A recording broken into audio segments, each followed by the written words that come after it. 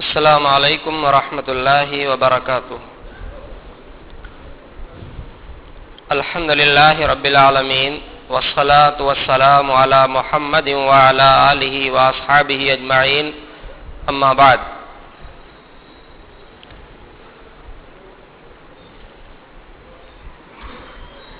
الحمدللہ آج آپ نے اور ہم نے قرآن کے آخری دو پارے 29 اور 30 تراویح کی نماز میں سنا ہے،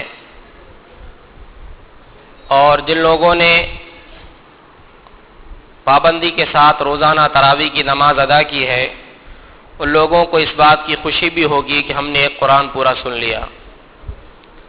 یہ واقعی ہمارے لیے اللہ رب العالمین کا انعام ہے کہ اس نے ہمیں اس مہینے کے اندر روزے رکھنے، رات میں قیام کرنے، قرآن کی تلاوت کرنے کا موقع نصیب کیا۔ اللہ رب العالمین ہماری ان تمام عبادات کو قبول فرمائے۔ لیکن ابھی ہماری ذمہ داری ختم نہیں ہوئی۔ ہم یہ نہ سمجھیں کہ ہم نے پورا قرآن سن لیا، ہمارے سر سے بوجھ ہٹ چکا ہے، بلکہ ابھی ایک ذمہ داری ہماری اور ہے۔ قرآن جس کے صرف پڑھ لینے پر ہی اللہ رب العالمین نے ثواب رکھا ہے، ایک حرف کے پڑھنے پر 10 نیکیاں ہیں، لیکن قرآن کے نزول کا ایک مقصد یہ بھی ہے وَلَقَدْ يَسَّرْنَا الْقُرْآنَ لِلذِّكْرِ فَهَلْ مِن مُدَّكِرٍ، ہم نے قرآن کو سمجھنے کے لیے، نصیحت کے لیے آسان کیا ہے کوئی سمجھنے والا؟ یعنی قرآن کے نزول کا ایک مقصد یہ بھی ہے کہ ہم قرآن کو سمجھ کر اپنی زندگیوں میں اس کو لائیں۔ تو دوسری ہماری ذمہ داری یہ ہے کہ جس طرح ہم نے رمضان میں زیادہ سے زیادہ قرآن کی تلاوت کیا ہے، اسی طرح اب ہم یہ بھی کوشش کریں کہ ہم اس قرآن کے مفہوم اور مطلب کو بھی سمجھیں۔ اور یہ کوئی ہمارے لیے مشکل نہیں ہے، بلکہ ہماری زبان میں بھی قرآن کے ترجمے اور اس کی تفسیر موجود ہے، ہم اس کو پڑھ کر اس کو سمجھ سکتے ہیں۔ صرف قرآن کو پڑھ لینا یہی قرآن کے نزول کا مقصد نہیں ہے۔ دوسری ایک اور چیز کہ آپ نے تاقراتوں میں دیکھا ہوگا، جن لوگوں کو نفل نماز لمبی پڑھنی ہوتی ہے، قرآن ہاتھ میں لے کر نماز میں تلاوت کرتے ہیں۔ حضرت عائشہ رضی اللہ تعالی عنہا کا غلام قرآن ہاتھ میں رکھ کر، صحیفہ ہاتھ میں رکھ کر امامت کرایا کرتا تھا۔ مطلب یہ ہے کہ اس طرح پڑھ سکتے ہیں، لیکن اس میں ایک چیز یہ بھی ہے کہ چھوٹے چھوٹے بچے جن کو شعور بھی نہیں ہے، جن کو قرآن برابر پڑھنا بھی نہیں آتا، آپ نے دیکھا ہوگا بڑا پارا لے کے ایسا ٹہلتے ہوئے نماز پڑھ رہے ہیں، اس کو ایسا رکھے ہوئے، اب ایک پیر دکھ رہا تو اس پہ کھڑے ہو رہے ہیں، دکھ رہا تو اس پہ کھڑے ہو رہے ہیں۔ مطلب وہ لوگ یہ سمجھ رہے ہیں کہ یہ جو دوسرے لوگ قرآن لے کے کھڑے تو کھڑے ہو کے قرآن پڑھنا زیادہ اچھا ہے۔ ایسا نہیں ہے، قرآن اس طریقے سے پڑھ سکتے ہیں، لیکن بچپن سے ہی اگر ان کے دل میں یہ بات بیٹھ جائے تو قرآن یاد کرنے کا جذبہ ان کے اندر ختم ہو جائے گا۔ وہ یہی سوچیں گے کہ عام دنوں میں چھوٹی چھوٹی سوریں پڑھ کے اپن نماز پڑھ سکتے، رمضان میں لمبی پڑھنے کا ہے تو قرآن لے کے کھڑے ہو جاؤ۔ لیکن یہ چیز ایک غلط شکل اختیار کر سکتی ہے، اس سے ہمارا ایک نقصان ہے۔ نقصان کیا ہے؟ ایک تو ان کو زیادہ قرآن یاد نہیں ہو سکے گا، دوسری چیز جب قرآن زیادہ یاد نہیں ہوگا تو قیامت کے دن وہ شرف ان کو نہیں ملے گا جو حفظ کرنے والوں کو، قرآن یاد کرنے والوں کو اللہ رب العالمین عطا کرے گا، ان کو حکم دے گا اقرأ ورتل کما کنت ترتل فی الدنیا فإن منزلتک عند آخر آیۃ تقرأها، قرآن پڑھو اور ایسے سکون سے پڑھو جس طرح دنیا میں پڑھتے تھے، اور پڑھتے جاؤ اور جنت کے درجے چڑھتے جاؤ، جہاں تمہاری تلاوت ختم ہوگی وہ تمہارا درجہ ہوگا۔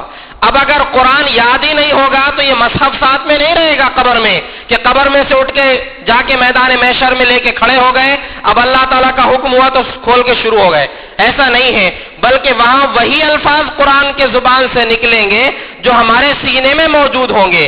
اور اللہ کے رسول صلی اللہ علیہ وسلم کا فرمان ہے ان القلب الذی لیس فیہ شیء من القرآن کالبیت الخرب، یقیناً وہ سینہ، وہ دل جس میں قرآن کا کچھ حصہ محفوظ نہ ہو، وہ ویران گھر کی طرح ہے۔ اس لیے ہم کوشش کریں کہ ہم کو قرآن کا کچھ حصہ یاد رہے، آنے والے رمضان تک ہمارے حافظے میں اضافہ ہو جائے، اور ہم یہ بھی نہیں کہہ سکتے کہ ہماری عمر تو بہت ہو گئی اب کیا یاد کریں گے۔ صحابہ کرام کے موجودگی میں جب قرآن نازل ہوا تھا، اللہ کے رسول صلی اللہ علیہ وسلم کی پر جب قرآن نازل ہوا، آپ کی عمر 40 سال تھی، اس وقت قرآن نازل ہونا شروع ہوا اور 63 سال کی عمر تک قرآن مکمل نازل ہوا، تو اس میں عمر کی کوئی قید نہیں ہے۔ صحابہ کرام آپ سے زیادہ، آپ صلی اللہ علیہ وسلم سے زیادہ عمر والے بھی صحابہ کرام تھے، ان لوگوں نے بھی قرآن یاد کیا تھا، تو قرآن یاد کرنا ہمارے لیے کوئی مشکل نہیں ہے۔ یہ بات الگ ہے کہ بچپن میں جو یاد کیا جائے وہ زیادہ محفوظ رہتا ہے، اسی لیے چھوٹے چھوٹے بچوں کو ہماری ذمہ داری ہے ہم اپنے بچوں کو زیادہ سے زیادہ قرآن یاد کرانے کی ترغیب دلائیں، اور اس کے علاوہ بھی ہر مسلمان کو کم از کم اما پارا تو یاد ہونا چاہیے، آخری پارا جس میں چھوٹی چھوٹی صورتیں ہیں وہ یاد کرنے کی ہم کوشش کریں۔ قرآن کا کچھ حصہ روزانہ فجر کے بعد تلاوت کریں۔ آج کے بعد ہم یہ نہ سوچیں کہ اب رمضان ختم تو نماز بھی ختم، جب تک دل آئے گا سوئیں گے، ایسا نہیں ہے، بلکہ رات میں جلدی سوئیے، فجر میں جلدی اٹھ کر پھر قرآن کا کچھ حصہ تلاوت کیجیے، اپنے گھر والوں کے ساتھ بیٹھ کر قرآن کو کچھ حصہ ترجمہ اور تفسیر کے ساتھ پڑھیے، تاکہ آپ کے علم میں بھی اضافہ ہو، آپ کے اہل و عیال کو بھی علم حاصل ہو۔ یہ ساری ذمہ داریاں ابھی ہمارے اوپر موجود ہیں، صرف قرآن سن لینا یہی ہماری ایک ذمہ داری نہیں ہے۔ اس لیے ہم کوشش کریں کہ جس طرح رمضان میں ہم نے اپنا زیادہ وقت قرآن کی تلاوت کے لیے نکالا ہے، رمضان کے بعد بھی کچھ وقت اپنا قرآن کی تلاوت کے لیے نکالیں، اور اس پر کوشش کریں۔ اللہ رب العالمین ہم کو اس کی توفیق عطا فرمائے۔ آج قرآن کا جو حصہ تلاوت کیا گیا ہے 29 اور 30واں پارہ، اس میں زیادہ تر اللہ رب العالمین نے آخرت کا تذکرہ فرمایا ہے، قیامت کا تذکرہ فرمایا ہے۔ یہ صورتیں جو اکثر اس میں مکی صورتیں ہیں، یعنی اسلام کی شروعات جب ہوئی تھی، اللہ تعالیٰ نے اسلام کا پیغام لوگوں تک پہنچانے کے لیے نبی صلی اللہ علیہ وسلم کو بھیجا، تو یہ چھوٹی چھوٹی صورتوں کے ذریعے ان کو قیامت کے عذاب سے، قبر کے عذاب سے، قیامت کے ہولناک مناظر سے، جنت کے خوشنما مناظر ان کو دکھائے گئے، اور ان خطرناک مناظر سے ان کو ڈرایا گیا۔ تو 19 صورتوں کو اس میں جمع کیا گیا ہے۔ اس میں 29ویں پارے میں ایک ہے سورہ حاقہ، جس میں ابتدائی آیات میں اللہ تعالیٰ نے قوم عاد اور سمود کی ہلاکت کا تذکرہ فرمایا، یعنی یہ بتایا ہے کہ تم ان کی ہلاکت کو دیکھ کر عبرت و نصیحت حاصل کرو۔ یہ قوم طاقت میں اتنی بڑی تھی، اتنی مضبوط تھی کہ ان کا یہ دعویٰ تھا من اشد منا قوہ، ہم سے زیادہ طاقتور کون ہے، لیکن پھر بھی اللہ نے ان کو ہلاک و برباد کیا۔ اور جب ہلاک ہوئے تو کیسے تھے؟ کانہم اعجاز نخل خاویہ، ایسے زمین میں پڑے تھے جیسے کھجور کے کھوکھلے درخت ہو، اتنے لمبے لمبے کھجور کے تنوں کی طرح پڑے ہوئے تھے۔ اب ان کو کوئی پوچھنے والا نہیں تھا، نہ کوئی ان کی موت پر افسوس کرنے والا اور کوئی رونے والا تھا۔ کیوں؟ کیونکہ اللہ کی نافرمانی ان لوگوں نے کیا تھا۔ تو یہ واقعات جو قرآن میں اللہ تعالیٰ نے کئی مقامات پر بیان کیا ہے، مقصد یہی ہے وَلَقَدْ يَسَّرْنَا الْقُرْآنَ لِلذِّكْرِ فَهَلْ مِن مُدَّكِرٍ، نصیحت حاصل کرو، عبرت حاصل کرو ان لوگوں کے واقعات سے۔ ان چند آیات کے بعد اللہ تبارک و تعالیٰ نے قیامت کے دن جو فیصلہ ہوگا اور جو اعمال نامے تقسیم کیے جائیں گے ان کا تذکرہ اللہ رب العالمین نے فرمایا یومئذ تعرضون لا تخفى منکم خافیہ، اس دن تمہارے اعمال نامے پیش کیے جائیں گے، تمہارا کوئی راز تم سے چھپا ہوا نہیں ہوگا، ہر راز تمہارے سامنے پیش کر دیا جائے گا۔ جیسے سورہ کہف میں اللہ رب العالمین نے فرمایا کافر لوگ جب اپنے اعمال کو دیکھیں گے، اعمال نامے کو، ما لهذا الكتاب لا يغادر صغيرة ولا كبيرة الا احصاها ووجدوا ما عملوا حاضرا، کافر لوگ کہیں گے یہ کتاب کو کیا ہو گیا، کوئی باریک سا باریک عمل بھی اس نے نہیں چھوڑا ہے، ہم نے جو کچھ کیے تھے سب کچھ اس میں لکھ دیا گیا۔ یہ کتاب تو بہت ہی بھیانک سمجھ میں آتی ہے، اور جو کچھ انہوں نے کیا تھا سب ان کے سامنے نظر آئے گا۔ تو قیامت کے دن کوئی راز انسان کا پوشیدہ نہیں ہوگا۔ جیسے آگے چھوٹی سورہ جو تک بہت سے لوگوں کو یاد ہوگی، اذا زلزلت الارض زلزالها واخرجت الارض اثقالها وقال الانسان ما لها یومئذ تحدث اخبارها، اس دن زمین اپنی خبروں کو ظاہر کر دے گی. ہر انسان نے جس جگہ میں جہاں جو کام کیا تھا وہ زمین بولے گی، گواہی دے گی کہ فلاں انسان نے فلاں وقت میں فلاں جگہ پر فلاں فلاں گناہ کیا تھا. یعنی ہر راز انسانوں کے سامنے ظاہر کر دیا جائے گا. اب دو قسم کے لوگ ہوں گے. فَأَمَّا مَنْ أُوتِيَ كِتَابَهُ بِيَمِينِهِ فَيَقُولُ هَاؤُمُ اقْرَءُوا کتابیہ، جس کو اس کا نام اعمال دائیں ہاتھ میں ملے گا وہ خوشی سے دوڑے گا ادھر ادھر اور کیا کہے گا؟ لو میرے نام اعمال کو پڑھ لو. جیسے دنیا میں ہوتا ہے کسی بچے کا رزلٹ اگر اس کو اچھا مل جائے، وہ پاس ہو جائے تو گھر کے تمام افراد کو لا کر دکھاتا ہے دیکھو میں کتنے اچھے نمبرات سے پاس ہوا ہوں. یعنی ہر بچہ خوش ہوتا ہے. یہی حال اس دن ہر اس انسان کا ہوگا جس کو اس کا اعمال نامہ سامنے سے دائیں ہاتھ میں دیا جائے گا تو وہ کہے گا کہ لو میرے نامہ اعمال کو پڑھ لو. انی ظننت انی ملاق حسابیہ، مجھ کو یقین تھا کہ میرا حساب مجھ کو ملنے والا ہے، میرے اعمال مجھ کو دکھائے جائیں گے. فہو فی عیشۃ راضیہ، اب دنیا میں اس نے اللہ کی مرضی کے مطابق زندگی گزارا تھا، اب وہاں اپنی مرضی کے مطابق زندگی گزارے گا. جنت جو اس کو ملے گی ایسی خوشی والی زندگی ہوگی. فی جنت عالیہ، بلند و بالا جنت میں ہوگا. قطوفہا دانیہ، جنتیں بہت بلند ہوں گی لیکن اس کے میوے جھکے ہوئے ہوں گے. دانیہ یعنی اتنے قریب ہوں گے کہ اگر کوئی انسان لیٹ کر بھی توڑنا چاہے تو توڑ لے گا. اتنے قریب میوے ہوں گے. اپنے تخت پر لیٹے ہوئے ہیں، وہی دل میں خیال آیا کہ سیب کھانے کو دل ہو رہا، اور سیب بھی کون سا؟ سب سے اچھی کوالٹی کا. وہ سیب آپ کے سامنے نظر آئے گا، آپ لیٹے لیٹے توڑ کے اس کو کھا لیں گے. اس قدر وہ میوے آپ کے پاس بالکل جھکے ہوئے ہوں گے. لیکن شرط یہی ہے کہ نامہ اعمال یہ ہاتھ میں ملنا، سامنے سے وہ بھی. اگر اس ہاتھ میں مل گیا تو فی جنت عالیہ قطوفہا دانیہ، اور پھر ساتھ میں حکم بھی ہوگا کلوا واشربوا ہنیئا بما اسلفتم فی الایام الخالیہ، اب کھاؤ اور پیو جو دنیاوی زندگی میں تم نے نیک اعمال کیے تھے اس کے بدلے میں. اب تم کو کوئی روک ٹوک نہیں ہے، جتنا جو استعمال کرنا چاہو کر سکتے ہو. وَأَمَّا مَنْ أُوتِيَ كِتَابَهُ بِشِمَالِهِ، اور جس کو اس کا نامہ اعمال بائیں ہاتھ میں دیا جائے گا. اور دوسری ایک آیت میں آگے ہے وراء ظہرہ، پیٹھ کے پیچھے سے، یعنی جس کو عزت دینا مقصود ہے، جس کے نامہ اعمال دائیں ہاتھ میں ملیں گے، عزت کے ساتھ ان کے سامنے پیش کیا جائے گا اور وہ دائیں ہاتھ میں لیں گے. لیکن جن کے نامہ اعمال برے ہوں گے، جو جہنم کے مستحق ہیں، ان کو سامنے سے بھی نہیں ملے گا، پیچھے سے لے لو اور دیکھ لو پھر روتے بیٹھو.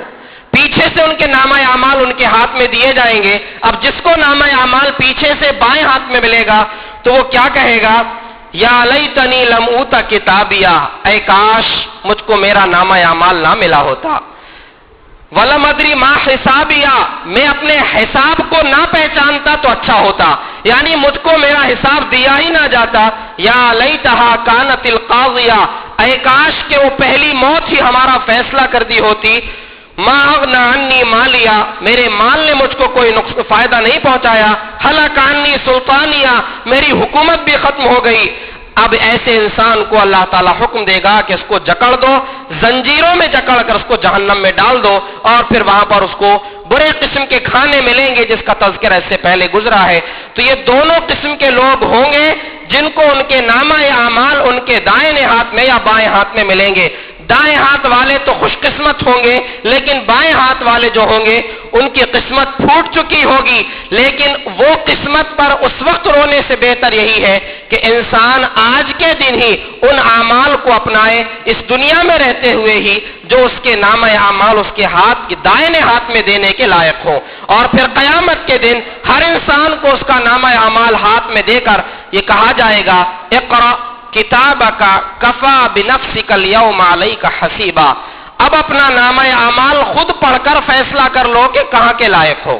یعنی ہر انسان کو نامہ اعمال دے کر بتا دیا جائے گا کہ اپنا رجسٹر دیکھ کر اپنا فیصلہ خود کر لو اب تم کہاں جانے والے ہو. اب وہاں پر جو ہے سب کو عربی آئے گی، کوئی یہ عذر بھی نہیں ہوگا کہ ہم کو تو پڑھنے سے نہیں آتا دوسرے سے پڑھا کے دیکھنا پڑے گا، بلکہ ہر انسان کو عربی آئے گی اور وہ اپنے نامہ اعمال کو خود بخود پڑھ لے گا، اور پڑھنے کے بعد یا تو خوش ہوگا اور اس طریقے سے مظاہرہ کرے گا، یا پھر افسوس کرے گا اور وہاں پر شرمندگی زندگی کا اظہار کرے گا، لیکن اب اس کے پاس کوئی چارہ نہیں ہوگا سوائے جہنم کے عذاب کے۔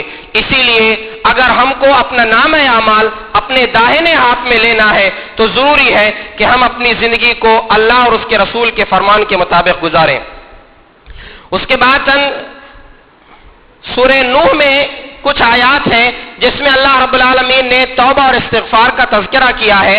حضرت نوح علیہ السلام نے جب اپنی قوم کو دعوت دیا اور ان کی قوم ماننے کے لیے تیار نہیں ہوئی، اس وقت حضرت نوح علیہ السلام نے ان کو نصیحت کرتے ہوئے کہا تھا، اللہ تعالیٰ سے خطاب کر کے کہا نوح علیہ السلام نے، فَقُلْتُ اسْتَغْفِرُوا رَبَّكُمْ إِنَّهُ كَانَ غَفَّارًا۔ اس سے پہلے ہے کہ اللہ میں نے ان کو ہر حالت میں دعوت دے دیا، دعوتہم جہارا، ان کو علی الاعلان میں نے پکارا ہے، واسررت لہم اسرارا، ان کو خاموشی کے ساتھ دعوت دی ہے۔ فَقُلْتُ اسْتَغْفِرُوا رَبَّكُمْ إِنَّهُ كَانَ غَفَّارًا، میں نے ان سے یہ بھی کہا تھا اپنے رب سے مغفرت طلب کرو، وہ بہت بخشنے والا ہے۔ اس کا فائدہ کیا ہوگا؟ يُرْسِلِ السَّمَاءَ عَلَيْكُمْ مِدْرَارًا، تم پر برستے ہوئے آسمان کو چھوڑ دے گا، وَيُمْدِدْكُمْ بِأَمْوَالٍ وَبَنِينَ، تم کو مال سے مدد کرے گا، اولاد سے مدد کرے گا، وَيَجْعَلْ لَكُمْ جَنَّاتٍ وَيَجْعَلْ لَكُمْ أَنْهَارًا، تمہارے لیے باغات بھی دے گا، تم کو نہریں بھی دے گا۔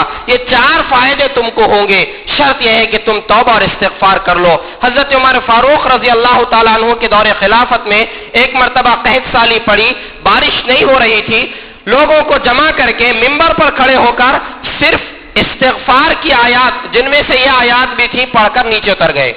لوگوں نے پوچھا کہ اے امیر المومنین، آپ تو استسقاء کے لیے آئے تھے، تو کہا کہ میں نے پانی اللہ سے اس راستوں سے مانگا ہے جس راستوں سے نازل پانی دنیا میں اترتا ہے، جس راستے کے ذریعے سے ہم پانی حاصل کر سکتے ہیں۔ یعنی اگر ہم اللہ سے مغفرت طلب کریں گے، اللہ تعالیٰ خود ہماری گناہوں کو معاف کر کے ہمارے اوپر برستے ہوئے آسمان کو چھوڑ دے گا، ہم پر رحمت کی بارشیں نازل کرے گا۔ اسی طرح حضرت حسن بصری رحمۃ اللہ علیہ جو مشہور تابعی ہیں، ان کے پاس ایک شخص آیا اور اس نے قحط سالی کی شکایت کی، تو اس کو کہا کہ تم مغفرت طلب کرو۔ دوسرا آیا، اس نے کہا کہ بارش نہیں ہو رہی ہے، تو اس سے بھی کہا کہ تم استغفار کرو۔ تیسرے نے کہا کہ میرے پاس فصل نہیں ہوتی، تو کہا تم بھی استغفار کرو۔ چوتھے نے آ کر کہا کہ میرے گھر میں اولاد نہیں ہے، تو کہا تم بھی استغفار کرو، یعنی اللہ سے اپنے گناہوں کی معافی مانگو۔ لوگوں نے سوال کیا کہ چار قسم کے لوگوں نے مختلف سوالات کیے تھے، سب کا جواب آپ نے ایک ہی دیا، تو کہا کہ میں نے کوئی اپنے طرف سے جواب نہیں دیا، بلکہ جو جواب دیا ہے وہ اللہ رب العالمین کی ان فرامین کی روشنی میں دیا ہے۔ ان آیات میں اللہ تعالیٰ نے ان چاروں چیزوں کا حل بتایا ہے، وہ حل یہی ہے کہ ہم توبہ اور استغفار کثرت سے کریں۔ جیسا کہ آپ نے سنا ہے، ہم کو چاہیے کہ ہم زیادہ سے زیادہ توبہ اور استغفار کریں۔ نبی صلی اللہ علیہ وسلم ایک دن میں 100 مرتبہ توبہ اور استغفار کرتے تھے، اور آپ نے اس کا فائدہ یہ بھی بتایا ہے، من لزم الاستغفار جعل اللہ من کل ہم فرجا من کل ضیق مخرجا ویرزقہ من حیث لا یحتسب، جو استغفار کو لازم کر لے، اللہ ہر غم سے اس کو نجات، ہر مصیبت سے اس کے نکلنے کا راستہ اور ایسی جگہ سے رزق دے گا جس کا وہ احساس بھی نہیں کر سکتا، شعور بھی نہیں کر سکتا۔ تو اگر یہ فائدے ہم کو حاصل کرنا ہے تو ہم زیادہ سے زیادہ توبہ اور استغفار کریں۔ اس کے بعد سورۃ الدہر میں اللہ رب العالمین نے جنت کی بہت سی نعمتوں کا تذکرہ فرمایا ہے، بہت سارے مناظر اس میں جنت کے دکھائے گئے ہیں، جنت کی نعمتوں کا تذکرہ ہے، لیکن اگر وہ تفصیل بیان کریں تو بہت لمبا وقت درکار ہے۔ آپ خود قرآن، جب آپ انشاءاللہ رمضان کے بعد بھی قرآن کی تلاوت جاری رکھیں گے اور قرآن کو سمجھنے کی کوشش کریں گے، جب سورہ دہر میں آپ پہنچیں گے تو آپ دیکھیں گے کہ جنت کے کیسے مناظر اللہ تبارک و تعالیٰ نے سورہ میں بیان کیا ہے۔ اس کے بعد سورہ نبا میں کچھ متقین کے بارے میں اللہ رب العالمین نے فرمایا، ان للمتقین مفازا، یقیناً پرہیزگاروں کے لیے کامیابی ہے۔ کامیابی کون سی؟ جنت کی، حدائق و اعنابا، وہاں ان کو باغات ملیں گے، اسپیشل انگور ان کو دیے جائیں گے، وکواعب اترابا، ہم عمر کنواری لڑکیاں ہوں گی، وکأسن دہاقا، چھلکتے ہوئے پیالے ہوں گے، لا یسمعون فیہا لغوا ولا کذابا، اور جنت میں کوئی بری بات وہ لوگ نہیں سنیں گے۔ یہاں پر متقین کے لیے اللہ تعالیٰ نے چند نعمتوں کا تذکرہ فرمایا ہے۔ اب دیکھیے آپ، قرآن میں اکثر مقامات پر جنت کی جہاں نعمتوں کا ذکر آیا ہے وہاں مردوں کا تذکرہ ہے۔ اب کچھ لوگوں کو یہ بھی سوال ہوتا ہے کہ اکثر بیانات میں بھی مردوں کے بارے میں بتایا جاتا ہے، عورتوں کے لیے کیا ہے؟ عورتوں کے لیے سب سے پہلی چیز تو مرد اور عورت جو شوہر اور بیوی دنیا میں تھے، اگر دونوں بھی نیک ہیں تو قیامت کے دن دونوں ساتھ میں رہیں گے. اور یہ جو نعمتیں مرد کو ملیں گی، زیورات ہیں، ریشمی لباس ہیں، سونے چاندی کے برتن ہیں، قریب رہنے والے میوے ہیں، بہترین تخت ہیں، اونچی جنتیں ہیں، بہنے والی نہریں ہیں، یہ جتنی چیزیں مردوں کو ملیں گی یہ ساری چیزیں عورتوں کو بھی ملیں گی. اور پھر اللہ تعالیٰ نے حکم دیا ہے قیامت کے دن جنتیوں سے اللہ تعالیٰ فرمائے گا ادخلوا الجنت انتم وازواجکم تحبرون، آج تم اور تمہارے جوڑے خوشی خوشی جنت میں داخل ہو جاؤ. جوڑے یہاں پر بیویاں بھی ہیں، جوڑوں سے مراد رشتہ دار بھی ہیں، ایسے رشتہ دار جو نیک ہو. جوڑوں سے مراد وہ دوست و احباب بھی ہیں جن کے ساتھ رہنا ہم پسند کریں گے، یعنی ہر وہ انسان جس کو ہم اپنے ساتھ میں رکھنا چاہیں، لیکن شرط کہ وہ بھی جنتی ہو، اللہ تعالیٰ ساتھ میں ان کو رکھے گا. اور یہ ساری نعمتیں جیسے مردوں کو ملیں گی ایسے ہی عورتوں کو ملیں گی. اب دوسری چیز، جس طرح مردوں کو حوریں ملیں گی تو عورتوں کو کیا ملے گا؟ تو عورتوں کے تو پہلے سے شوہر جو ان کے موجود ہیں، جو دنیا کے شوہر ہیں، اگر وہ جنتی ہیں تو انہی شوہروں کے ساتھ وہ رہیں گی. کبھی ایسا ہو جائے کہ شوہر جہنمی ہے لیکن عورت جنتی ہے، جیسے فرعون جہنمی ہے لیکن اس کی بیوی جو حضرت آسیہ ہے وہ جنتی ہے. تو ایسی عورتیں جن کے شوہر دوزخ میں جانے والے ہوں لیکن عورتیں جنتی ہو، تو اللہ تعالیٰ جس کو چاہے گا وہ عورتیں دے دے گا، ان کو کوئی اور شوہر ان کو عطا کرے گا، کسی اور کے حصے میں اللہ تعالیٰ وہ پہنچا دے گا. مطلب یہ ہے کہ جو نعمتیں مردوں کو اللہ تعالیٰ جنت میں دے گا وہی نعمتیں اللہ تعالیٰ عورتوں کو بھی دے گا. کیونکہ اللہ تعالیٰ کا یہ بھی فرمان ہے من عمل صالحا من ذکر او انثی وهو مؤمن، جو بھی شخص نیک عمل کرے گا چاہے وہ مرد ہو یا عورت ہو، شرط یہ ہے کہ وہ مومن ہو، تو ہم اس کو دنیا میں بھی اچھی زندگی دیں گے اور آخرت میں بھی بہترین ان کو زندگی دیں گے. یعنی جو نعمت ہم مردوں کو دیں گے وہی نعمتیں عورتوں کو بھی ہم نصیب کریں گے. اس میں کوئی فرق نہیں ہے کہ مردوں کا ہی ذکر ہے عورتوں کا کیوں نہیں. اصل میں قرآن میں جہاں بھی یا ایھا الذین آمنوا یا متقین کا تذکرہ آتا ہے تو اس میں مردوں کے ساتھ عورتیں بھی شامل ہوتی ہیں، اس میں الگ سے ذکر کرنے کی ضرورت نہیں ہے. الا یہ کہ جو مسائل عورتوں کے ساتھ خاص ہیں تو ان مسائل میں اللہ رب العالمین نے الگ سے ان عورتوں کا تذکرہ فرمایا ہے. تو یہ جنت کی نعمتیں قیامت کے دن ہر انسان کو اللہ رب العالمین ہر ایسے شخص کو جو جنتی ہوگا چاہے وہ مرد ہو یا عورت ان کو نصیب کرے گا. اسی طرح کچھ صورتوں میں اللہ تعالیٰ نے قیامت کے جہنم کے بھیانک مناظر کو دکھایا ہے. 3 صورتیں خاص طور سے ایسی ہیں جن کے بارے میں اللہ کے رسول صلی اللہ علیہ وسلم نے فرمایا جو شخص قیامت کے مناظر کو اپنی آنکھوں سے دیکھنا چاہتا ہے وہ ان 3 صورتوں کی تلاوت کر لے، ان کو پڑھ لے. سورہ انفطار، سورہ تکویر اور سورہ انشقاق. اذا الشمس كورت، اذا السماء انفطرت، اذا السماء انشقت. اذا الشمس كورت، جب سورج لپیٹ لیا جائے گا.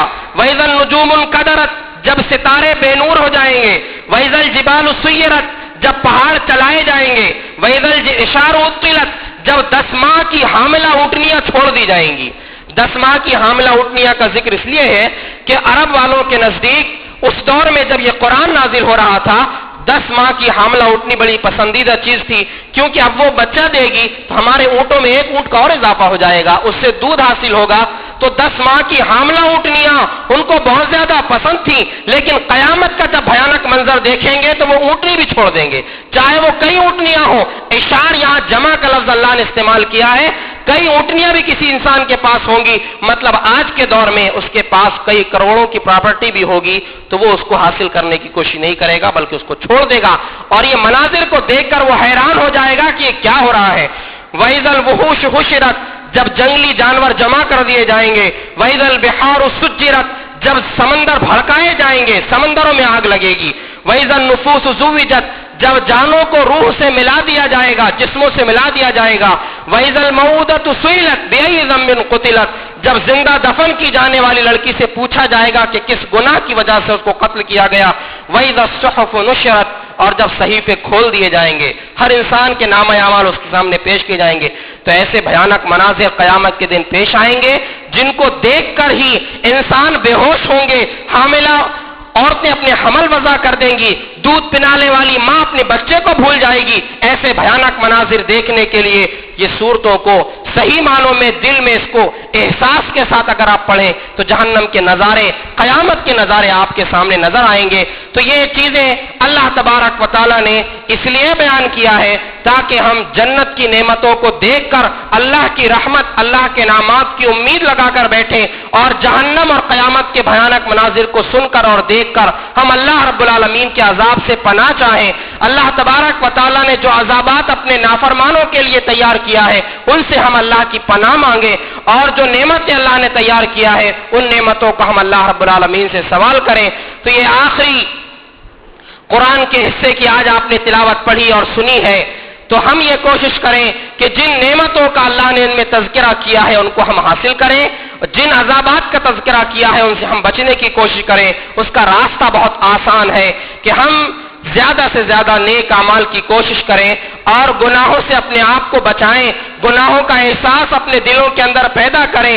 ہم یہ کوشش کریں کہ جس طرح متقیانہ پرہیزگاری کے ساتھ ہم نے ابھی زندگی گزارا ہے رمضان کے اندر، وہی حالت ہماری رمضان کے بعد بھی ہونی چاہیے۔ اگر یہ احساس ہمارے اندر موجود رہا تو انشاءاللہ جنت کا راستہ ہمارے لیے آسان ہو جائے گا۔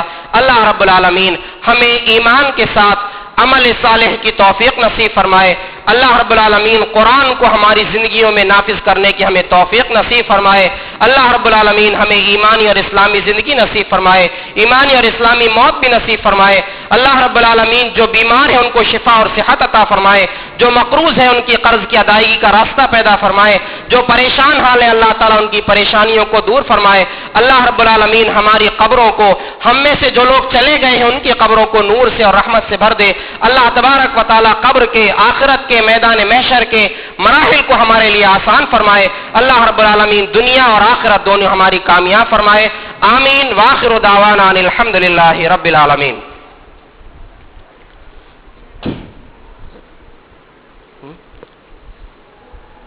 ابھی جو چندے کے اعلان کیا گیا تھا باہر سلیم بھائی، سلیم ٹاٹا وہ کھڑے ہیں، آپ ان کو اپنا تعاون دے سکتے ہیں۔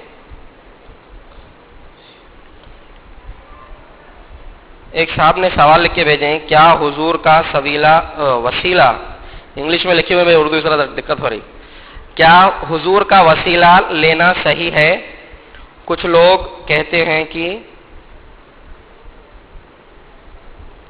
آدم علیہ السلام کی دعا ان کے وسیلے سے قبول ہوئی تھی۔